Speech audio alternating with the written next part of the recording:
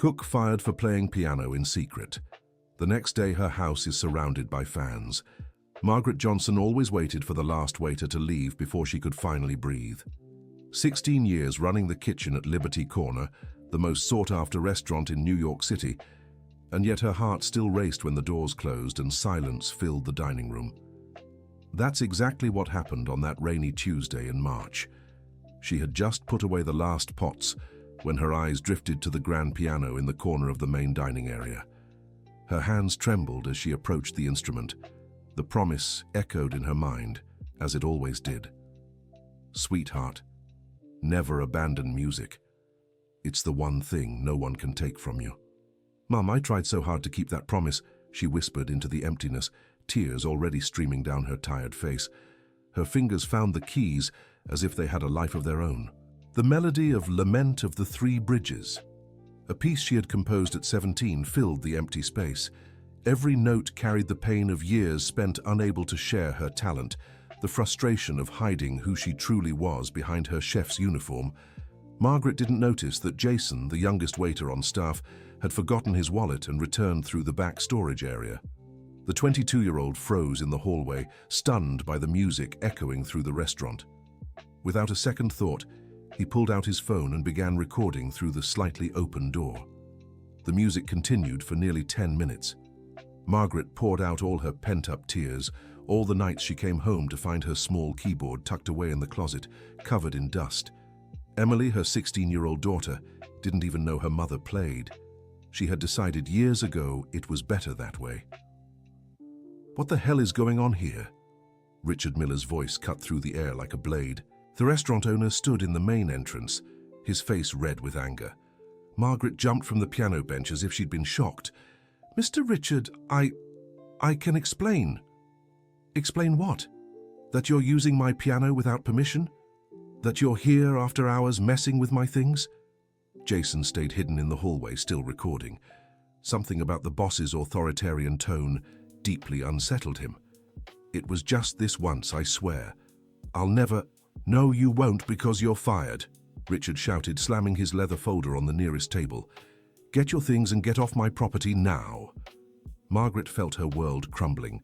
16 years of dedication, arriving before everyone else, leaving after everyone else, turning Liberty Corner into what it was today. Please, Mr. Richard, this job is all I have. I have a daughter to raise. You should have thought of that before disrespecting my property. Security. 2 men appeared as if they'd been waiting. Margaret gathered her belongings from the kitchen locker with shaking hands. As she passed through the dining room, she took one last look at the piano that had cost her her job. Jason watched it all in silence, feeling anger rise in his chest.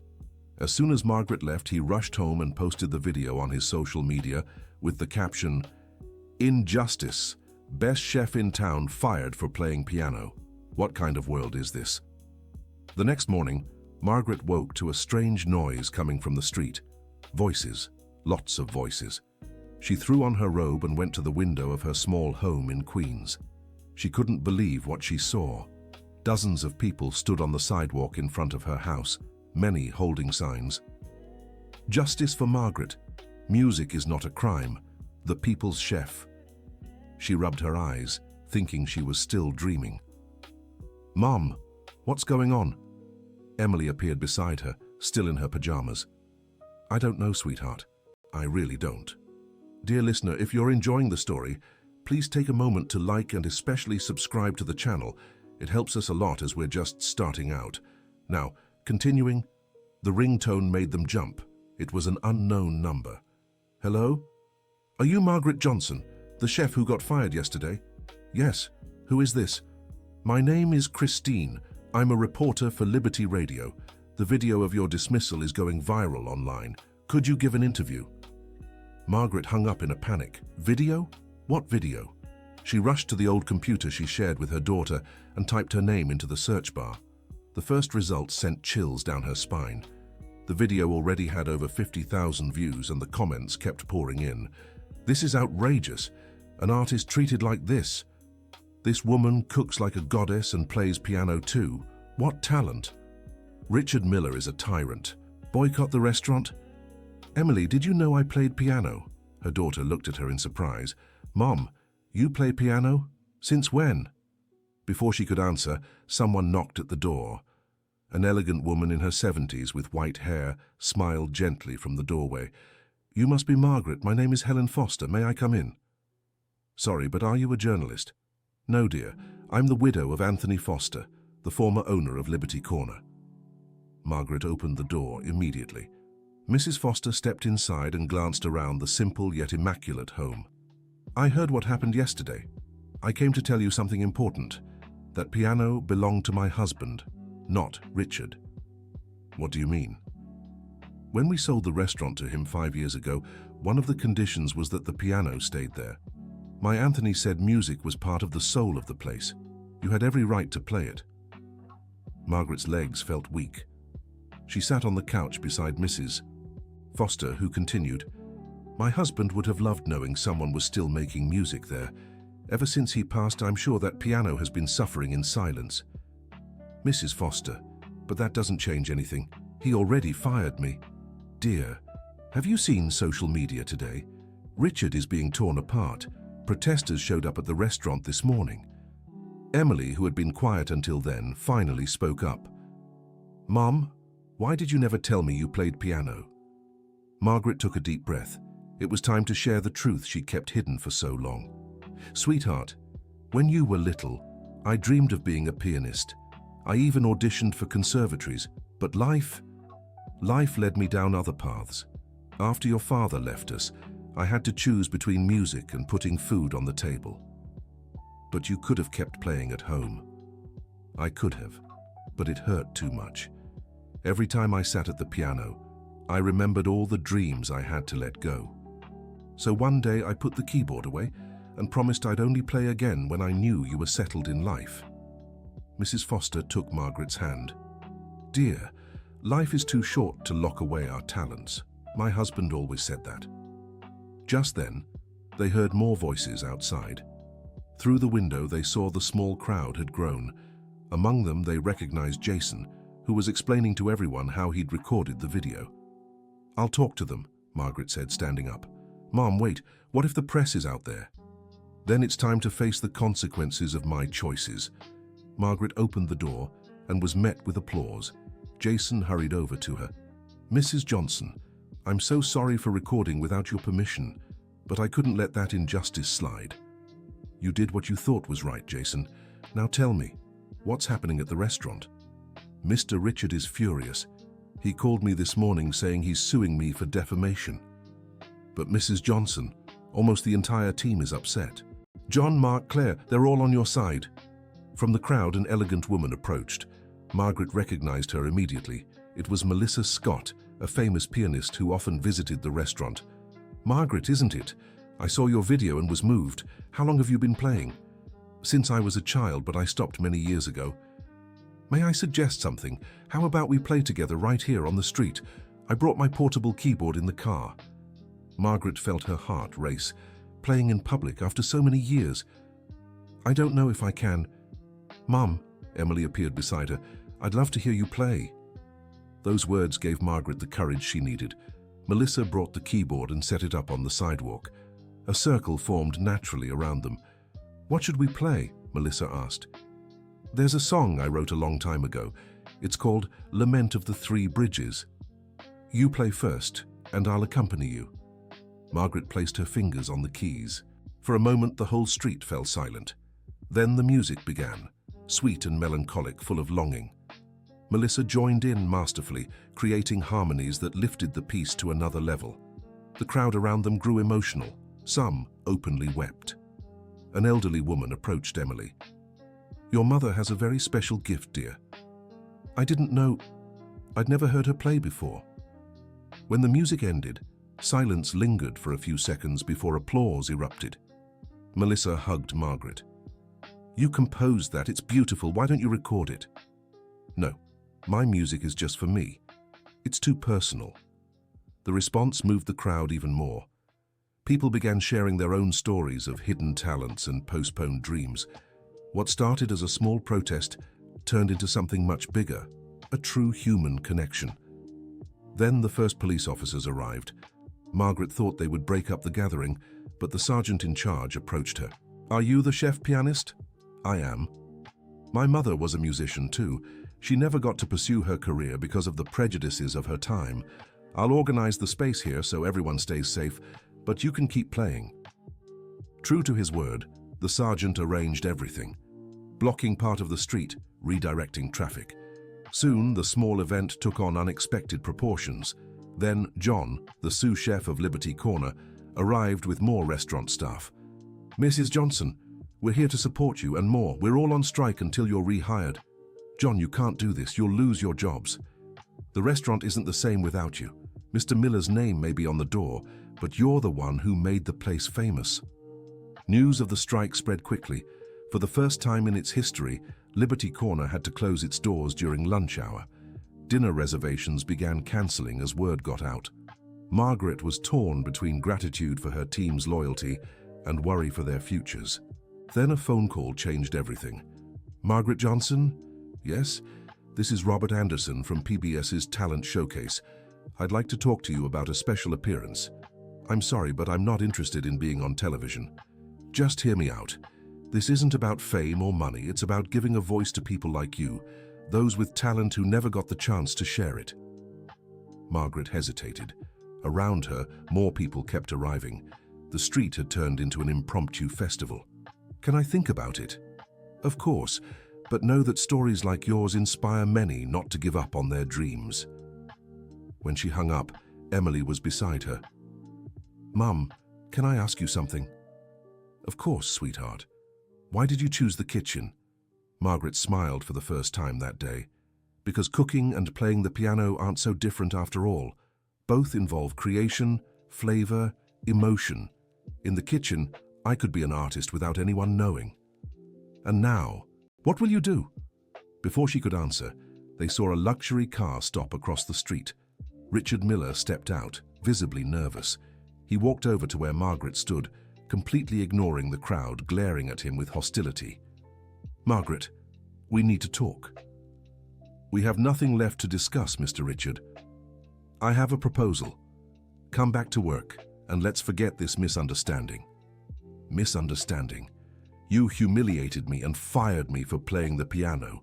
You trespassed on my property." Mrs. Helen, who was nearby, approached. "Young Richard, I believe you've forgotten the terms of the sale contract. That piano isn't yours." Richard paled when he saw the widow of the former owner. "Mrs. Helen, the piano remains in the restaurant as long as music is played on it. That's what my husband put in writing." "But she didn't have permission." "Yes, she did. Anyone who wants to make music there has permission from the true owner of that instrument." The tension in the street was palpable. The people around them began murmuring against Richard. "Margaret," he tried again, "the restaurant is losing money. Customers are cancelling reservations. I need you back." "And what about Jason? You said you'd sue him." "I'll drop the lawsuit if you come back." Margaret looked at the crowd supporting her, at Emily watching with pride, at Mrs. Helen smiling encouragingly. "Mr. Richard, you fired the cook, but you discovered she was much more than that. Now it's too late." "So that's it? 16 years of work over a piano?" "No, sir. It's over 16 years pretending to be just a cook when I was always so much more." Dear listener, if you're enjoying the story, don't forget to like and especially subscribe to the channel. It helps us a lot as we're just starting out. Now continuing. Richard stormed off furiously, but not before shouting, "You'll regret this, Margaret. I'll make sure no restaurant in New York City hires you." The crowd booed, but Margaret stayed calm. She knew the threat wasn't empty. That night, after everyone had left, mother and daughter were alone in their small living room. Emily brought out the old keyboard from the closet. "Mum, play something for me." Margaret looked at the instrument she had abandoned so long ago. Carefully, she plugged it in and turned it on. "What would you like to hear?" "The song you played today, the one about the 3 bridges." As Margaret played, Emily leaned back on the couch and closed her eyes. It was the first time in years the two had shared such an intimate moment. "Mom, can you teach me?" "You want to learn piano?" "I want to learn everything you know. Music, cooking. I want to know every side of my mom." Margaret stopped playing and hugged her daughter. She cried all the tears she had held back since childhood when she dreamed of being a professional pianist. "Sweetheart, there's something I never told you." "What?" "When you were born, I wrote a song for you. I never played it for anyone. Play it for me now." Margaret took a deep breath and began playing Emily of the Sweet Eyes, a gentle melody she had composed in the maternity ward. Her daughter cried as she heard this declaration of love in musical form.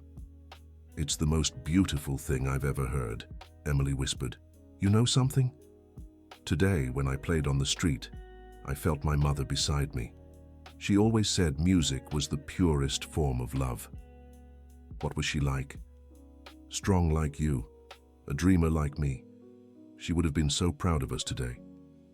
The next day, Margaret woke up to another surprise. Mrs. Helen was at the door, but this time she wasn't alone. A distinguished-looking man stood beside her. "Margaret, this is Professor Henry from the New York Conservatory of Music." The man, around 60, smiled warmly. "Margaret, I saw the video of your performance yesterday. I have something to tell you that will surprise you." "About what?" 20 years ago, you applied for a scholarship at the conservatory. Do you remember?" Margaret froze. She remembered perfectly. She had applied when Emily was just a baby, but never knew the result. "You won the scholarship, Margaret. We tried to find you, but you had moved. We could never locate you." The world stopped around Margaret. 20 years. 20 years lost because of an outdated address. "What do you mean, I won?" "Your interpretation of Chopin was one of the best we'd ever seen. You had the potential to be a professional pianist." Emily held her mother's hand, feeling the tremor that ran through her. "Professor, but that was so long ago." "Talent doesn't expire, Margaret. If you want, you can still study with us. We have a special program for adults returning to music. I need to think." "Of course, but don't take too long. At 42, you still have a whole lifetime of music ahead of you." After the professor left, Margaret sat at the kitchen table. 20 years spent wondering what her life would have been like if she had studied music. Now she knew the opportunity had been real. "Mom, are you going to accept?" Emily asked. "Sweetheart, how can I afford a conservatory? How will I support myself while studying music?" "We'll figure it out. I can work part-time." "Absolutely not. You're finishing school first." "What if we found a way for you to do both, music and cooking?" Margaret looked at her daughter.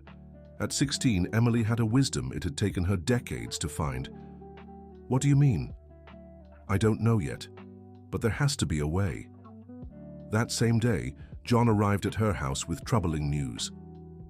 "Mrs. Johnson, Mr. Miller hired another chef, and he's spreading rumors that you're unstable, that you kept breaking into the restaurant after hours."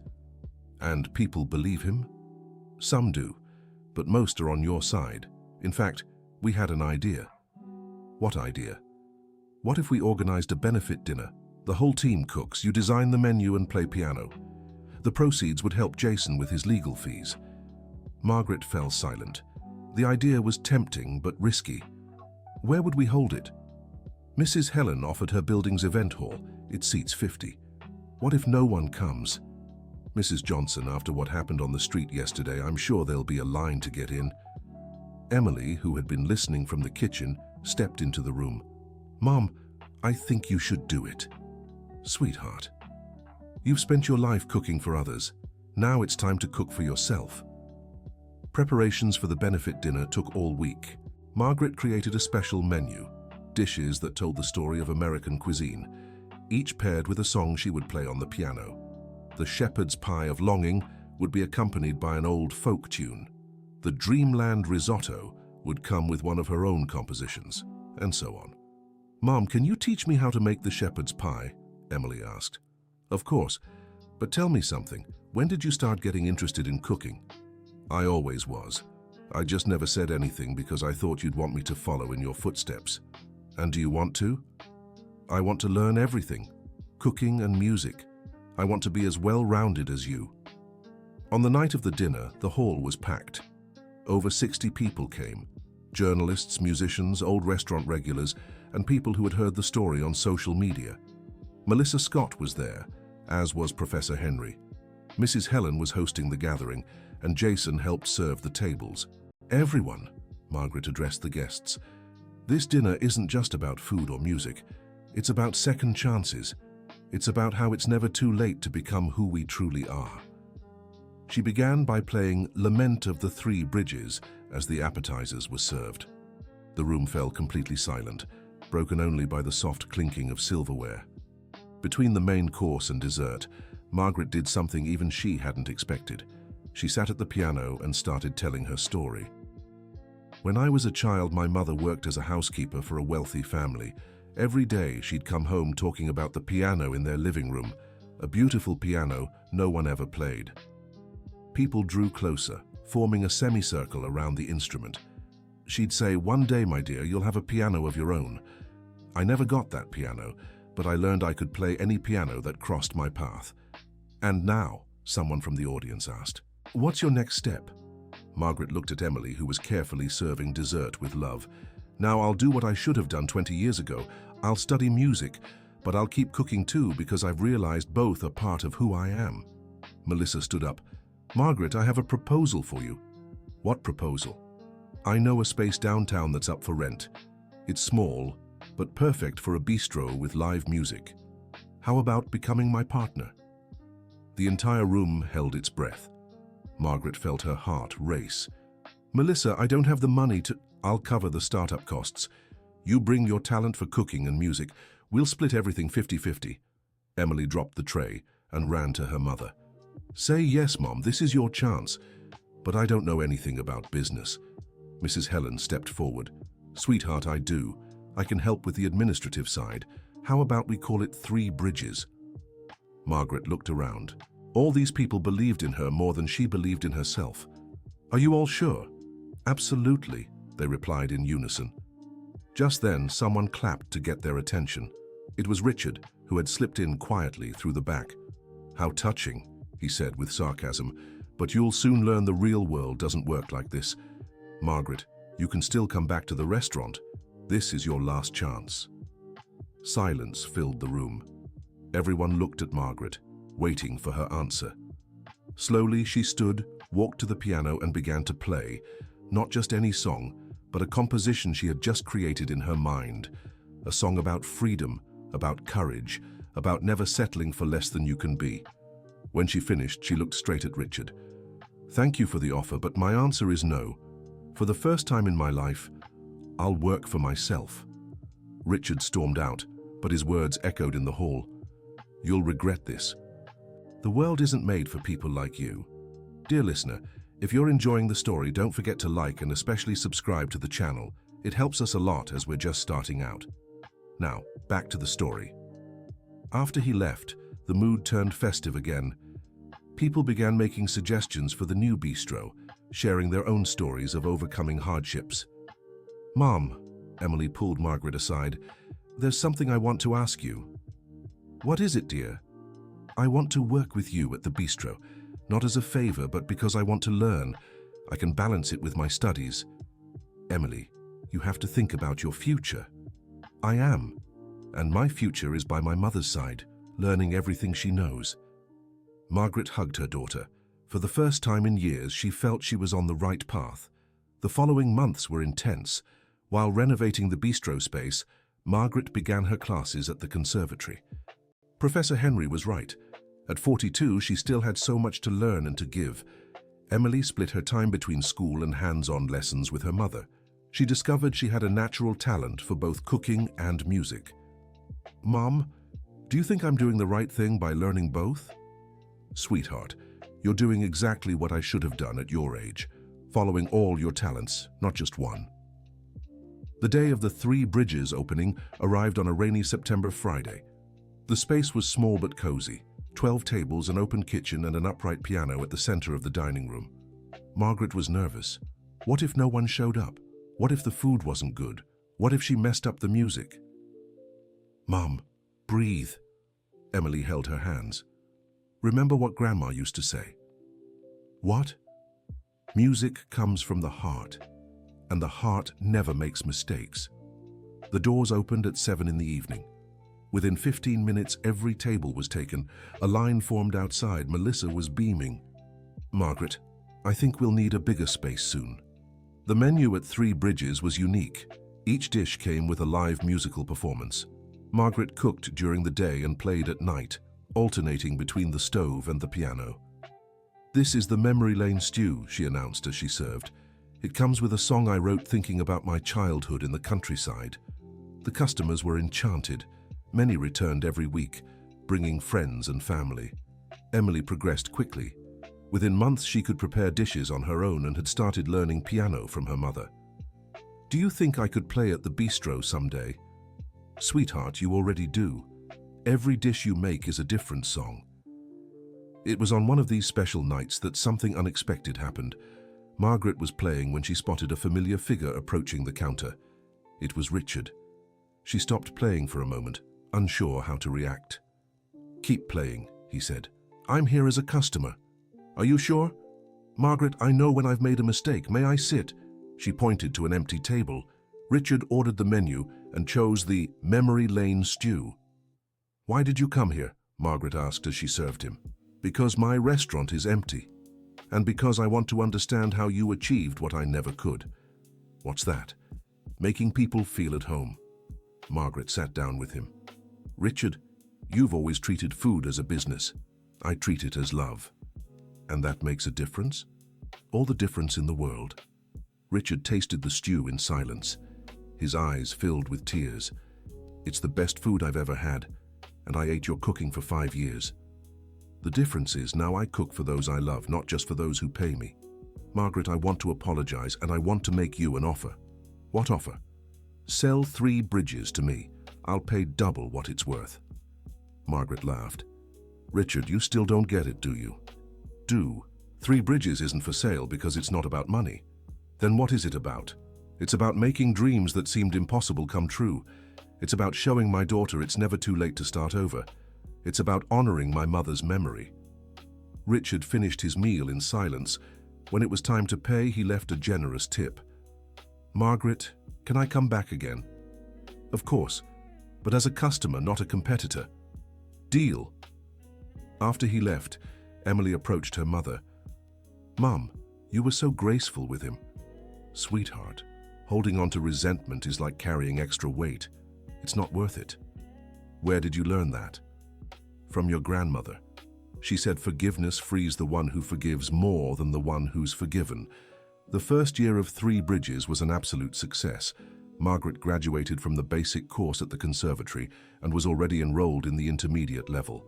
Emily graduated high school with excellent grades and decided to study culinary arts while also taking professional piano lessons.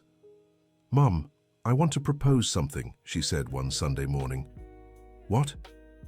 "How about we expand? We could offer music and cooking classes on weekends." "Do you think we have the space?" "We can use the downstairs hall. Mrs. Helen already gave permission."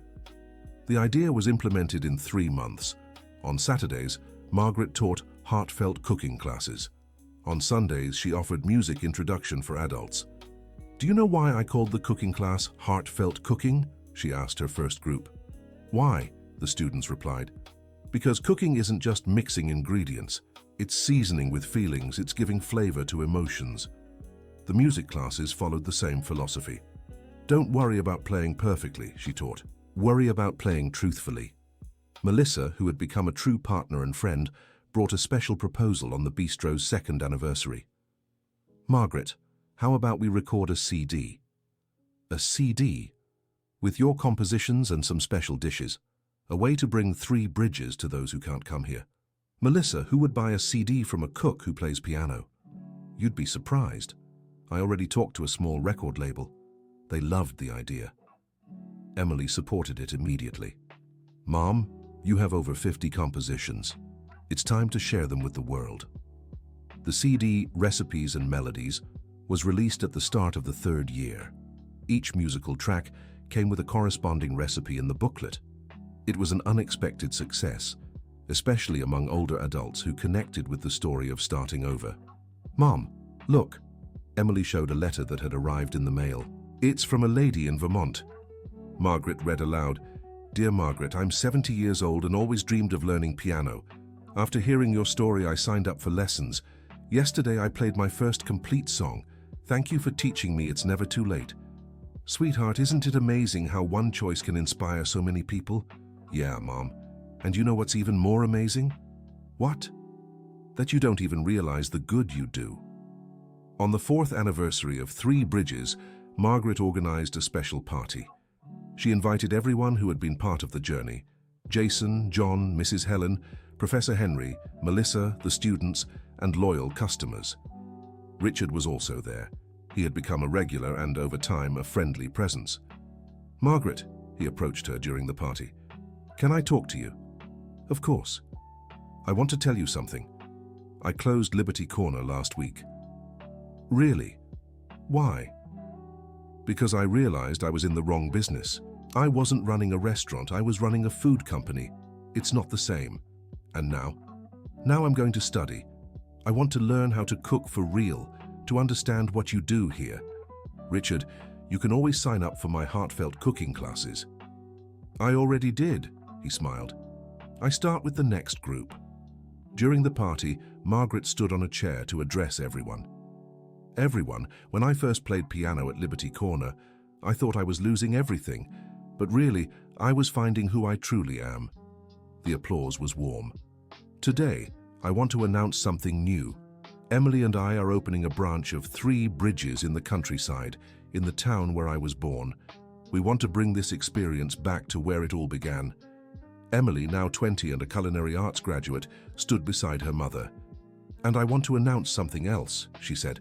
I finished my first composition. It's a song dedicated to my mom called Courage to Begin Again. Will you play it for us? Margaret asked, moved. I will, but I want you to play with me. It's a duet. Mother and daughter walked to the piano. Emily began the melody, soft and hopeful. Margaret stepped into the harmony, creating a musical dialogue between the two generations. The song spoke of courage, of dreams waiting for the right time to bloom, of love passed down through example. When they finished, not a single dry eye remained in the room. Mrs. Helen approached them. Girls, do you know what you just did? What, Mrs. Helen? You proved that music truly is the purest form of love. Margaret hugged her daughter and looked around. All those smiling faces, all those stories of resilience that had connected through their own journey. Sweetheart, do you think your grandmother would be proud? I'm sure of it, Mom. She always said you carried music in your heart. Today, everyone got to hear it. 5 years later, Three Bridges had grown into a small chain with 3 locations. Margaret divided her time between playing, cooking, teaching, and composing. Emily became the head chef of the countryside branch and also gave piano lessons. Mom, there's something I've always wanted to ask you, Emily said during one of her visits. What is it? Do you regret anything? Margaret thought for a moment. I regret taking so long to find my courage. But I don't regret the journey because it brought me here, to you, to this life we've built together. And if you could give advice to someone going through what you went through, I'd say it's never too late to be who you truly are. That dreams don't die, they just wait for the right moment to bloom again. That night, after closing the bistro, Margaret sat at the piano as she did every evening. She played Lament of the Three Bridges, the song that had changed her life. Emily appeared with 2 cups of tea and sat beside her. Mom, what are you thinking about? I'm thinking that life is like a recipe. Sometimes you think you've ruined everything, but really, you were just waiting for the right ingredient to make it work. And what was the right ingredient? The courage to be myself no matter what others thought. And now? What's the next dream? Margaret smiled and began playing a new melody, one she'd been composing for weeks. Now I want to write a book, telling our story, mixing recipes with music, showing people it's never too late to start over. Can I help? Of course. It'll be Recipes and Melodies, the story of 2 generations. I love it. And will it have a happy ending? Sweetheart, our story doesn't have an ending. It has new beginnings. The 2 played late into the night, crafting together a symphony of hope that echoed through the entire neighborhood. reminding everyone that dreams truly have no expiration date. End of story. Now tell me, what did you think of Margaret and Emily's story? Have you ever had to set aside a dream only to return to it later? Do you know someone who discovered a talent later in life? Share your own story of new beginnings and second chances in the comments. Don't forget to like and subscribe for more inspiring stories like this one.